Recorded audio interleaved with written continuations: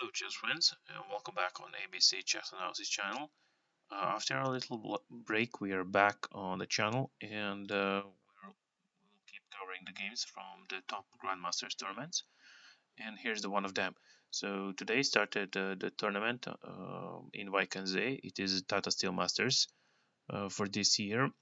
Carlsen is playing on that tournament. He is the first leader, and this is the game from the round one between the world champion Magnus Carlsen and Anish Giri. So they play an interesting games, and we will take a look into that right now.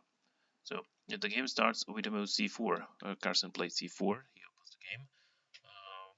Anish played the move knight to f6. We have knight c3 and then e5. So this is an English structure with the c4 and e5 on the board. E3 is played by the Magnus, and knight c6. After that, Magnus played one surprising move, which is knight to b3. This is not the main line, so the main line is knight to f3 or e3, but here Magnus played the move knight to queen to b3.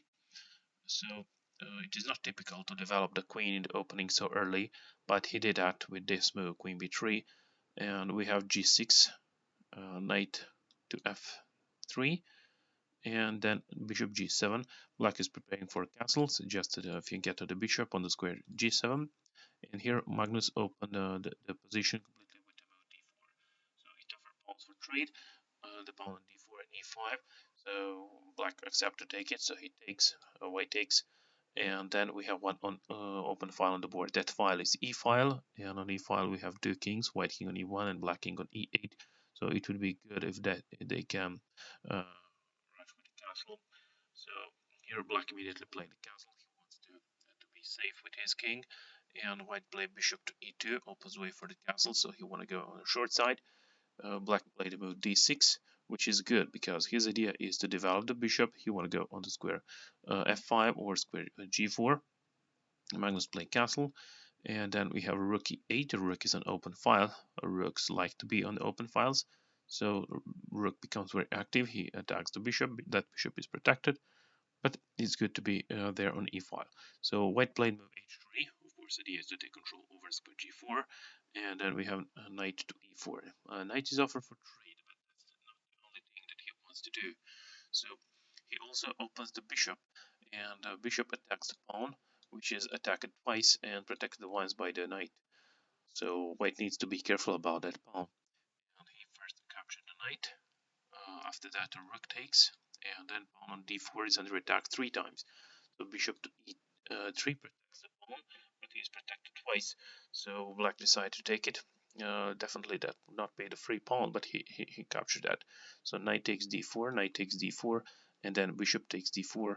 So bishops are offered for trade, but the bishop on the square d4 is protected by the rook, and that rook can be under attack. So the rook was attacked by the move bishop to f3, and where to go with this rook? That's the question. So rook can go back somewhere on e file, on e7 or e8. In that case, the bishop on the square d4 will lose the protection. But if you try to go somewhere on the fourth rank, like he did in the game, white can try to attack it, but it doesn't make sense. So he captured on the square d4, and rook takes on the d4.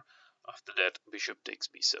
So bishop is on the same file with the queen, and the rook is under attack. So it looks natural to put the rook on b file because it will pin the bishop, but that bishop will be free to take later because white can play one move in between. That move would be queen to c3. It attacks the rook. So the idea doesn't work.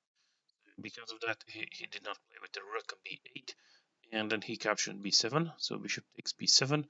Of course, white has to recapture, so queen takes b7, and then rook takes the pawn on c4.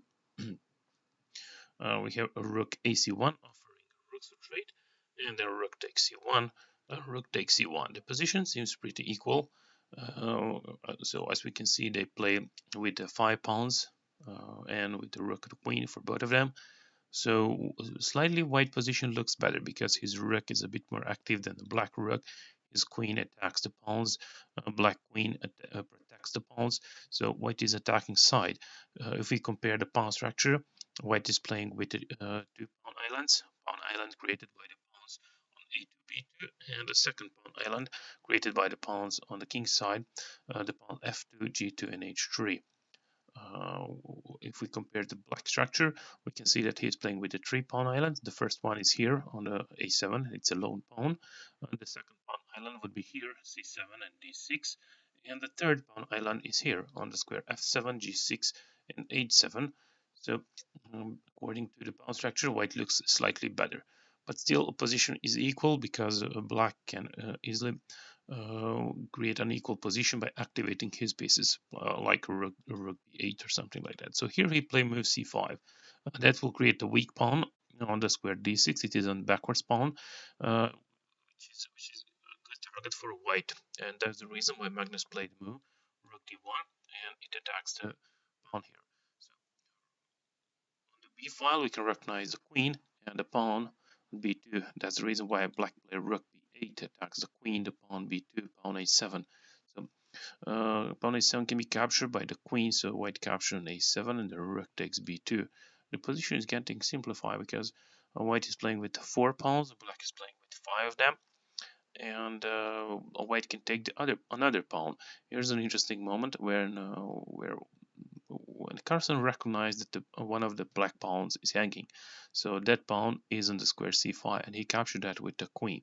So queen takes c5, and then black queen will be under attack if he takes. So he can avoid that. So he captured on c5. Then rook takes d8 with a jack, and king has to move. So king g8. After that, he played rook to c8. Wants to take the pawn on c5. So black captures on a2. Rook takes on c5, and this is the position where they agree for a draw. It is a draw is position. So they agree for a draw because it's clear that the game will finish with a draw. White is playing with three pawns, black is playing with the three pawns on the king's side, rook for both of them. So they don't want to try to push the pawns up, and because they will block them and create a draw position where they will repeat the moves. So here they agree for a draw, and the game is finished. So that was the game from the round one between the grandmasters and world champion Magnus Carlsen and Anish Giri. So the tournament just starts. We'll see what happens. They need to play a lot of games in this tournament, so we'll see how they are prepared for this tournament. This is the first tournament they are playing this year.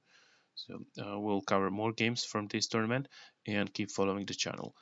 Thank you for watching, and see you in the next game analysis.